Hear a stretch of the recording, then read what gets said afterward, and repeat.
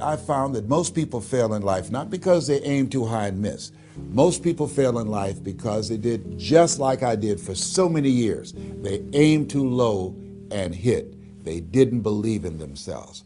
So I want you right now, as we begin to think about the lessons and all the things that you've experienced and all of the comments and stories and strategies and lessons that you've had, I think it's time to revisit and look at your goals and dreams, and let's raise the bar. I remember as a kid, we would be in the backyard and we would play jump, and somebody would get on one side of the stick, my sister and then my brother, we would run and we'd jump over it. And then they say, raise it up a little bit higher. We have to back up and we would run and we'd jump over it again. And then we'd say, raise it up a little higher. And the higher it got, we had to begin to change our approach and how we were going to get over the bar.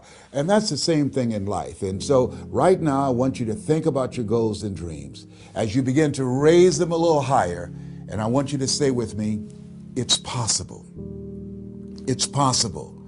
You know, the easiest thing that I do is speak and train people how to speak. Go into prisons and juvenile detention centers and to high schools and colleges. Speak before thousands of people. I can do that in my sleep. Let me share with you the most difficult thing I've ever done in my life. And it took me years to do. And that was to believe that it was possible. To believe that I can do it. Given my circumstances, born in an abandoned building on a floor, being adopted, being labeled educable mentally retarded, failing twice in school, no college training, never worked for a major corporation, to believe that I had something of value to say, that somebody would want to listen to me, to believe that somebody would pay me to talk to them. Have you ever thought about something you wanted to do and you talk yourself out of it? I remember going to see Zig Ziglar, who I consider the #1 motivational speaker on the planet, and Dr. Norman Vincent Peale when he was alive, and Robert Schuller. I used to see them and I would be so pumped up and inspired after hearing Jim Rohn, who recently passed, one of the great motivational speakers of all time, and Charlie Tremendous Jones. And I would go to my car pumped up, saying, yes, yes, yes, I can. And then after a while, my mental conditioning would kick in. You would say, Les Brown, you can't do that. You don't have a college education. Les Brown, you can't do that. You don't even know who your parents are. Les Brown, you can't do that. You failed twice in school. Come on. You ever thought about something you wanted to do and you talk yourself out of it? There's a proverb that says, if there's no enemy within, the enemy outside can do us no harm. That's why it's important that you make it a point every day to review these lessons, to get them deep, not only in the conscious mind, but the subconscious mind, and get them in your spirit. Well, how often should I do it? Do it until you are producing the results. That's how often you should do it. And you never stop, because once you stop, that's when those negative thoughts will come back. Once you stop, that's when you will begin to doubt yourself. Once you stop, I'm telling you what I know. Yes. Every day, it's a selling job on you. It's possible. I can do this. I can make this happen. No matter how bad it is or how bad it gets, I'm going to make it. It's possible. Yes, your dream is possible. Say that to yourself every day. Feed your mind with words that you write and words that you hear and words that you speak to yourself. Feed your faith, and your doubts will starve to death. Say to yourself, it's possible. It's possible. It's possible. Even when you have no evidence to point to, say to yourself, it's possible. There's nothing as powerful as a made-up mind. It's a struggle sometimes to do that, especially when you have people around you telling you that it's not possible, that you can't do it. And they're constantly pointing out your failures of the past, constantly reminding you of all of the things that you don't have going for you. I'm reminded of the story of two little boys that were playing on some ice during the winter. And as they got further out on this ice, one fell through the thin ice. And so the little fellow that was still on top of the ice, he was trying to save his little buddy. and he couldn't reach him. He was trying to pull him. He could see him through the thin ice as he got further away from him, struggling. And he couldn't reach him, and he's trying to break the ice, and he couldn't do it. And he looked around, and he saw a tree in the distance, and he ran, and he got up on the tree, and he pulled and broke down an enormous sized branch, and came back and savagely began to beat that ice, and broke it, and miraculously, he saved his friend. And when the paramedics came, and they were able to revive this little boy, they were scratching their heads. They're trying to figure this out. Said, how could this little pruny fellow go up in a tree and break off a branch this size and then come back and beat and break the ice and save his friend? They thought it was just miraculous. It was baffling. And an old guy who was there said, I can tell you how he did it. And they said, how? How did he do it? And he said, there was no one here to tell him that he couldn't do it. Whoa. What could you do? What could I do? What could all of us do if we did not have the naysayers in our lives? That we believe naively, like that little boy, that it was possible.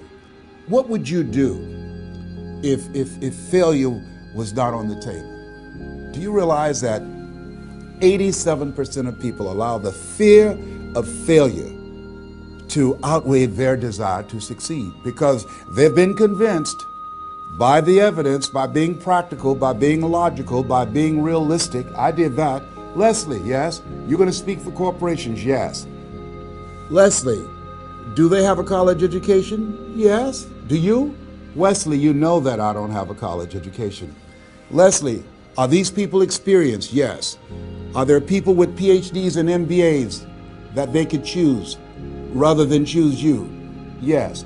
So you don't have a college education. You have no experience. You're talking about becoming a speaker, and they're going to reach over people with PhDs and MBAs and years of experience and choose you. Are you being realistic? Come on, Leslie. Come on, Leslie. You can't do this. My brother, he's a wonderful person. And he constantly reminded me that I couldn't do what I'm doing now.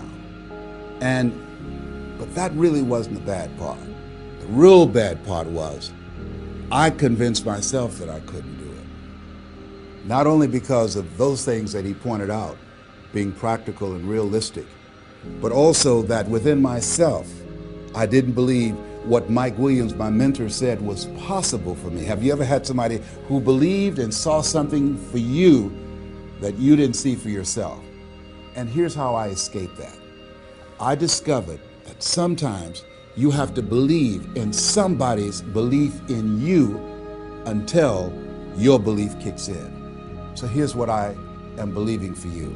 The goals that you right now have, the things that you have envisioned for yourself, this is a reflection. What you've done thus far and what you are engaged in doing is what's possible for you right now. But there's even more. You don't even know what's in the future. Eye has not seen, ear has not heard. If you believe in yourself, if you constantly remind yourself after every defeat, after every setback, every time you get knocked down, I've got a saying, if life knocks you down, try and land on your back, because if you can look up, you can get up. See, a lot of people, because of failure, they stop believing. Let me share something with you. You will fail your way to success. Yes. 8 out of 10 millionaires have been financially bankrupt. You will fail your way to success. It doesn't matter how many times you fail. It doesn't matter how many times people tell you that you can't do it. It doesn't matter if you don't have a dime in the bank. You will fail your way to success. What's very important is you're believing in yourself. You're constantly saying, somehow, some way, I'm going to make it. I remember a lady out of Detroit, Michigan. They call her Martha Jean the Queen. And she had a motivational message she gave all the time on the radio. And the question she would ask was, do you really want to win? Do you really want to win? And she said, if you really want to win in life, you've got to believe in yourself when no one else does. You've got to believe in yourself. See, it's easy to believe in yourself and to have faith if you have a good bill of health, if your relationship is working out fine, if you have money in the bank, if you have a secure job, if your mortgage note is paid current, if the children are acting like they have good sense. It's easy.